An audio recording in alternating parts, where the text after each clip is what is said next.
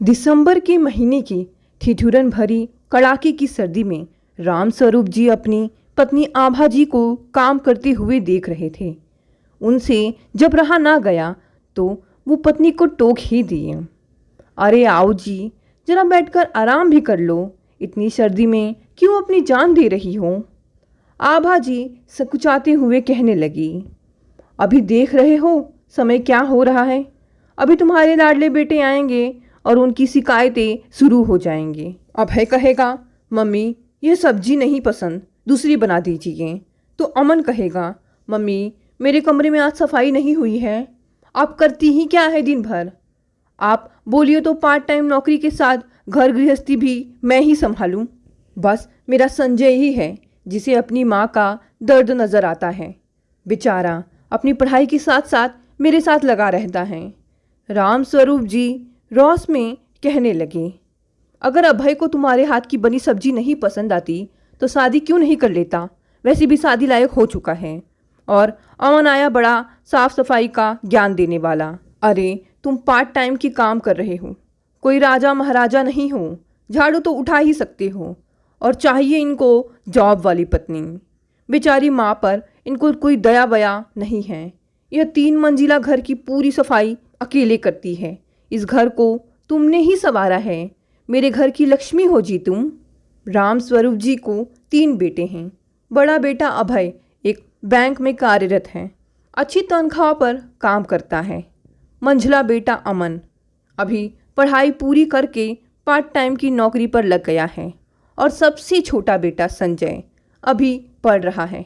राम स्वरूप जी एक सरकारी निष्ठावान तथा समर्पित कर्मचारी हैं। वह बड़े मेहनती हैं। अपनी सीमित आय में उन्होंने न केवल बच्चों को पढ़ा लिखा कर काबिल बनाया, बल्कि इस महंगाई में अपना खुद का 3 मंजिला घर बनवाया है। रिटायर होने में अभी काफ़ी साल बचे हुए हैं। इन सब जिम्मेदारियों को ढोते ढोते वह खुद बोझ तले दब से गए थे।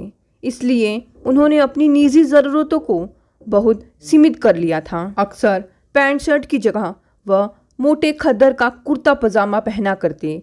कुछ पैसे बचाने के लिए ऑफिस तक 1.5 किलोमीटर का रास्ता पैदल तय करते। परिचितों में उनकी छवि एक कंजूस व्यक्ति की बन गई थी। बस अब उन्हें बेटों की शादी करनी है। आभा जी अब अभय के लिए रिश्ते पूछने लगी। अभय को घरेलू लड़की पसंद थी, इसलिए खोजबीन के बाद कामिनी पसंद आई। कामिनी ज़्यादा पढ़ी लिखी नहीं थी। कामिनी 3 बहनों में सबसे बड़ी थी। उसके घर की परिस्थिति कुछ ठीक ठाक नहीं थी। अब बैंक में काम करने वाला लड़का मिला है जो अच्छा खासा कमाता है और 3 मंजिला खुद का घर है और ससुर सरकारी नौकरी में हैं। और क्या चाहिए? लड़की और लड़का को एक दूसरे को पसंद कर लेने के बाद शादी पक्की कर दी गई। राम स्वरूप जी लेन देन पर विश्वास नहीं करते थे, इसलिए उन्होंने पहले ही कह दिया था कि उन्हें सिर्फ बेटी चाहिए, दान दहेज फर्नीचर कुछ भी नहीं। इन्हीं सब बातों से कामिनी की नज़रों में ससुर और सास का मान सम्मान बढ़ गया था। वो तो बस अब शादी हो जाने का इंतज़ार कर रही थी। नियत समय पर शादी हो गया और कामिनी अभय की पत्नी बनकर इस 3 मंजिला घर में प्रवेश की। इतना अच्छा घर परिवार पाकर कामिनी फूले ना समाती। ससुराल में कदम रखते ही कामिनी ने पूरी जिम्मेदारी अपने सिर पर ले ली। कामिनी अच्छी बहू बनने की जद्दोजहद में लग गई। हर काम कामिनी समय पर करती।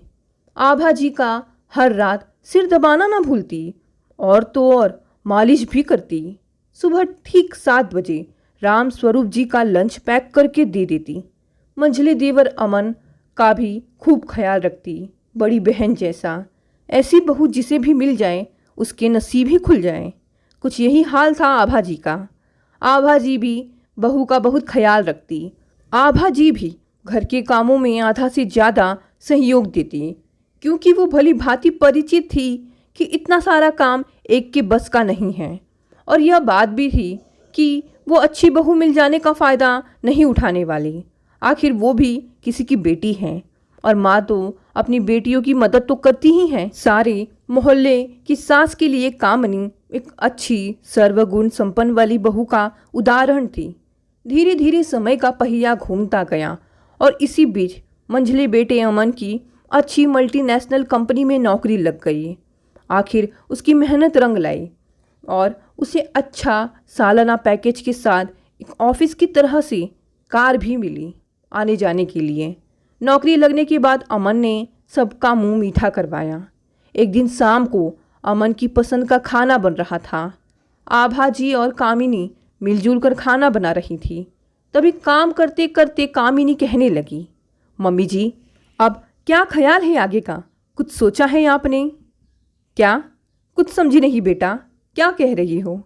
आभा जी ने कहा, अरे मम्मी जी, मैं देवर जी की बात कर रही हूँ। अब उनका क्या सोचा है आपने? अब तो उनकी उम्र हो चुकी है शादी की। लड़का लड़की दोनों की ही शादी सही नियत समय पर हो जाए तो ठीक रहता है। अब तो देवर जी की अच्छी नौकरी भी लग गई है।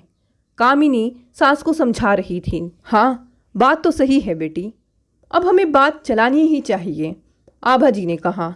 हाँ मम्मी जी, बहू तो बिल्कुल मेरी जैसी ही होनी चाहिए, जो सबका ख्याल रखे और घर परिवार जोड़ कर रखे। मम्मी जी, आप बुरा ना मानना, तो मेरी नज़र में एक लड़की है जो बिल्कुल मेरी जैसी ही है और ज़्यादा पढ़ी लिखी भी है वो। हाँ बेटा बताओ, मैं क्यों बुरा मानने लगी? आभा जी ने कहा। कामिनी ने बात जारी करते हुए कहा, मम्मी जी, मेरी छोटी बहन सारिका कैसी रहेगी? वो तो मुझसे भी ज़्यादा गुणी, सुंदर और पढ़ी लिखी है। आप कहिए तो मैं पापा से बात चलवाऊं? अरे वाह बेटा, सारिका तो बहुत अच्छी है। ठीक है, मैं आज शाम को ही इनसे और अमन से बात करती हूँ। यह सब सुनकर कामिनी बहुत खुश हुई और वो अपने मायके फ़ोन लगाकर बात करने लगी। इसी सिलसिले की बात आभा जी ने चलाई शाम को, जब सब साथ में बैठकर खाना खा रहे थे। बेटा अमन, मुझे और तुम्हारे पापा को लगता है कि अब तुम्हारी शादी भी हो जानी चाहिए, इसलिए हमने तुम्हारे लिए एक लड़की देख रखी है। तुम्हें अगर लड़की पसंद है तो आगे की सोचें। बेटा, यह लड़की कोई और नहीं, तुम्हारी भाभी की छोटी बहन सारिका है। बताओ, तुमने तो पहले देखी ही है सारिका। तो बेटा, हम बात आगे बढ़ाएं। अमन आश्चर्यचकित होकर सुन रहा था। फिर उससे रहा ना गया तो उसने कहा, मम्मी, सारिका मेरे अनुकूल नहीं है। वास्तविकता यह है कि मुझे अच्छी जॉब वाली लड़की चाहिए, जो मुझसे कंधे से कंधा मिलाकर चले। और मम्मी, आप तो जानती ही हैं भाभी के घर की परिस्थितियों को। सारिका उतनी अच्छी पढ़ाई नहीं की है, उतना अच्छा जॉब नहीं करती है। तो मम्मी प्लीज़, आइंदा शादी की जिक्र आप मुझसे मत कीजिए, जब समय आएगा देखा जाएगा। यह सब सुनकर कामिनी गुस्से से बौखला गई और कहने लगी, देवर जी, अगर आपको मेरी बहन से शादी नहीं करनी है तो मत कीजिए, मगर मेरे परिवार की परिस्थितियों को बीच में मत लाइए और सारिका की पढ़ाई को कम मत आंकिए। आपको क्या लगता है कि हम आपके लिए मरे जा रहे हैं? और कामिनी उठकर अपने कमरे में चली गई। अभय भी अमन की बातों से चिढ़ सा गया था और चिल्लाने लगा, बहुत बड़े बड़े सपने मत देखो, बड़ा कंधा से कंधा मिलाने वाली लड़की चाहिए। भला वैसे बड़े घर की लड़की तुम्हें भाव क्यों देगी? यूं ही लटके रहो आसमान पर। और अभय पत्नी को मनाने अपने कमरे में चला गया। राम स्वरूप जी और आभा जी को बहुत बुरा लगा आज की इस घटना से। उस दिन के बाद ही कामिनी बिल्कुल बदल सी गई और खफा खफा सी रहने लगी। काम भी वो पहले जैसे हंसी खुशी से नहीं करती और हर बातों पर ताना मारती। आभा जी को लगता कि कामिनी सबसे नाराज है, इसलिए ऐसा कर रही है, पर उन्हें क्या पता कि अब तक कामिनी सिर्फ बहन को इस घर में लाने के लिए अच्छाई का लिबास ओढ़कर बैठी थी। अब धीरे धीरे कामिनी अपने असली रंग रूप में आ रही थी। अमन को अपने ही ऑफिस के सीनियर तान्या से प्यार हो गया और तान्या की भी अमन में दिलचस्पी थी। धीरे धीरे यह दिलचस्पी शादी तक पहुंच गई। अमन ने यह जरूरी बात सभी घर वालों के इकट्ठा होने पर कही, पापा, मेरे ही ऑफिस में तान्या नाम की एक लड़की है। वो मुझसे भी बड़े पद पर कार्यरत है। हम दोनों ही एक दूसरे को पसंद करते हैं और हम एक दूसरे से शादी करना चाहते हैं। सच बेटे? कैसी दिखती है लड़की? मैं भी ज़रा देखूं। आभाजी खुशी के मारे अमन से लड़की की फ़ोटो दिखाने को बोली। फ़ोटो देखने के बाद आभाजी निश्चिंत थी कि चलो आखिरकार अमन को कोई तो लड़की पसंद आई, चाहे उसकी सीनियर ही क्यों ना हो। मगर एक चिंता भी मन ही मन सता रही थी कि इतना अच्छा कमाने वाली लड़की इस घर के वातावरण में अपना सामंजस्य बिठा पाएगी कि नहीं। खैर, इस खबर से सभी खुश थे सिवाय कामिनी और अभय के। आज अमन और तान्या की सगाई की रस्म थी। सगाई का कार्यक्रम तान्या के निवास में ही रखा गया था, जिसमें तान्या के कुछ खास गिने चुने रिश्तेदार, अमन का सिर्फ परिवार ही इसमें शामिल था, क्योंकि तान्या बाहर के कोई रिश्तेदार नहीं चाहती थी। अभी से अमन तान्या की हर बात मानता था। अमन रसोई घर में गया और उस वक्त कामिनी भी वहाँ मौजूद थी। माँ, यह लीजिए साड़ियाँ, आपके लिए और भाभी जी के लिए। अमन ने साड़ियों का पैकेट माँ की ओर थमाते हुए कहा। अरे बेटा, इसकी क्या ज़रूरत थी? अब साड़ियाँ खरीदने की क्या ज़रूरत आ पड़ी? आखिर हमारे पास तो है ही पहनने के लिए। फिर भी तूने इतने मन से खरीदा है तो मैं पक्का यही पहनूंगी। आभाजी ने अमन के हाथों से साड़ियाँ ले ली।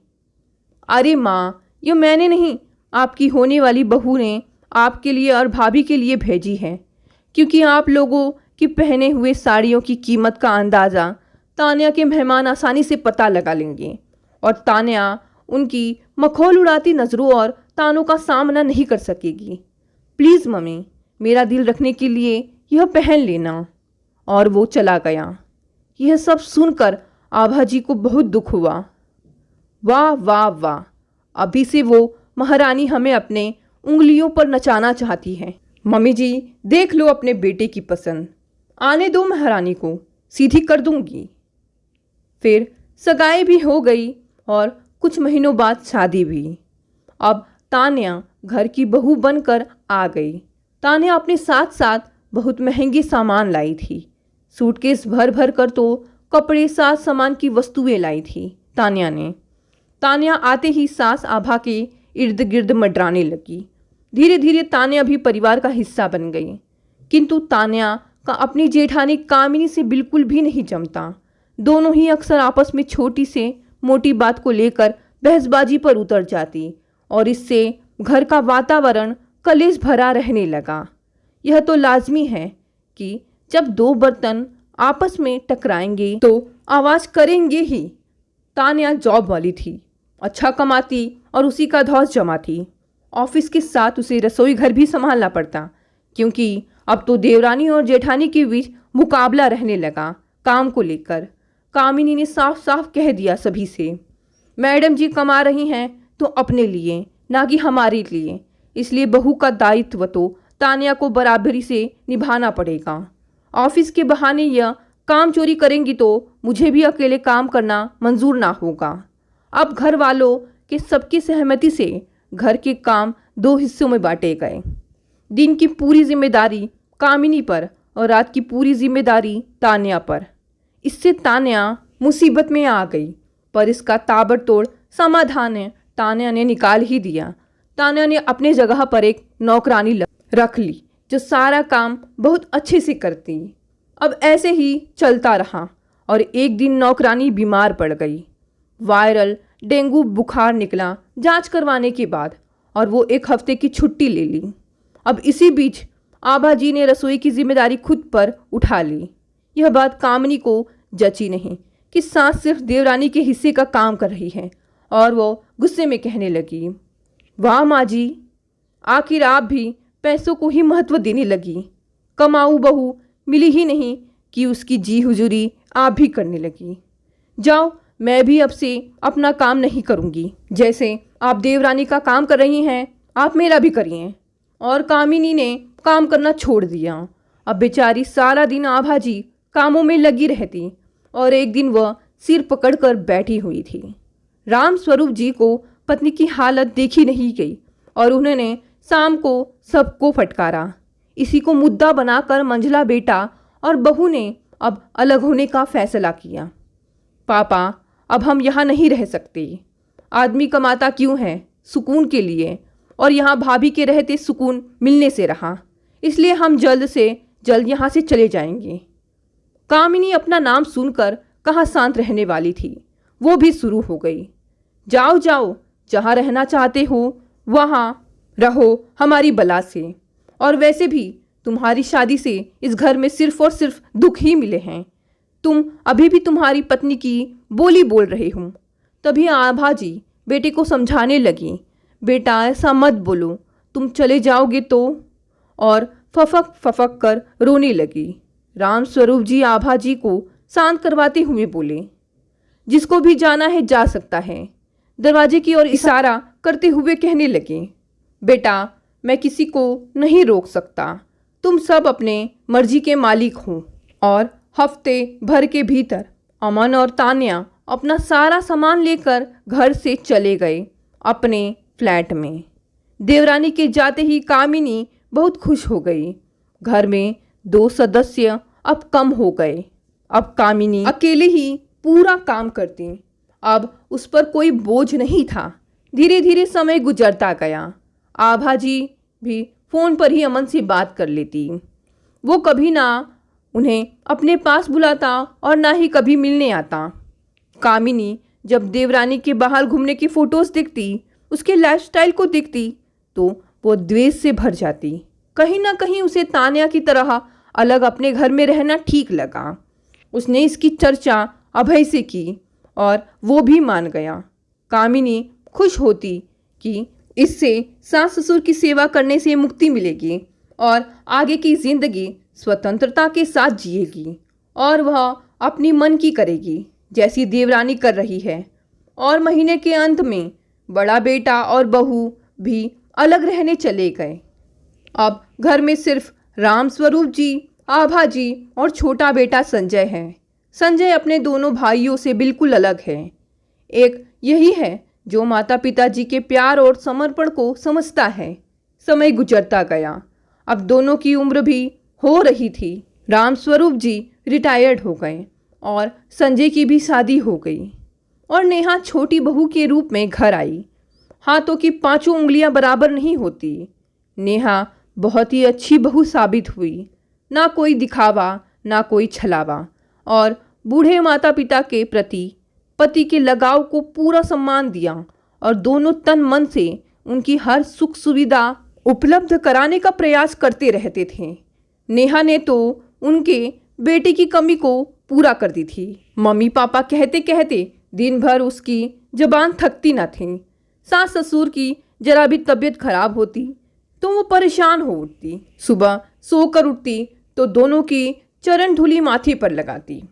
सीमित साधनों में जहाँ तक संभव होता उन्हें अच्छा व पौष्टिक भोजन देने का प्रयास करती। और राम स्वरूप जी और आभा जी गद्द होते। ढेर सारी दुआएं अपनी छोटी बहू के लिए उनके होठों पर आ जाती। नेहा ने इस बार ससुर जी का जन्मदिन भी मनवाया। वैसे उनका यह पहली बार था केक काटना। तभी बहू और बेटा उन्हें एक पैकेट पकड़ाते हुए बोले, जरा इसे खोलिए तो पापा। पैकेट खोला तो बहुत प्यारा सिल्क का कुर्ता और पजामा उनके हाथों में था। यह हम दोनों की ओर से आपके जन्मदिन पर छोटा सा उपहार है पापा। उनका गला रूंध गया और आंखें नम हो गई। खुश रहो मेरे बच्चों, अपने गरीब बाप से इतना प्यार करते हो। काश वह दोनों भी। और वो रुक गए। एक दिन मैं तुम्हें इस प्यार और सेवा के लिए पुरस्कार दूंगा। आपके आशीर्वाद से बढ़कर कोई दूसरा पुरस्कार नहीं है पापा। यह सब कुछ आपका दिया ही तो है। आप जो सारा विष स्वयं पीकर हम लोगों को अमृत पिलाते रहते हैं। समय अपनी गति से चलता जा रहा था। अचानक एक दिन राम स्वरूप जी के हृदय की धड़कन के साथ ही जैसे समय रुक गया। घर में कोहराम मच गया। भले चंगे वह सुबह की सैर को गए थे। लौटकर स्नान आदि कर के कुर्सी पर बैठे अखबार पढ़ रहे थे। बहू चाय का कप तिपाई पर रख गई थी। अचानक उन्होंने बाईं और छाती को अपनी मुट्ठी में भींच लिया। उनके चेहरे पर गहरी पीड़ा की लकीरें फैलती गई और शरीर पसीने से तर हो गया। उनके कराहने का स्वर सुनकर सभी दौड़ आए थे, पर मृत्यु ने डॉक्टर को बुलाने तक की मोहलत न दी। देखते ही देखते वह एकदम शांत हो गए।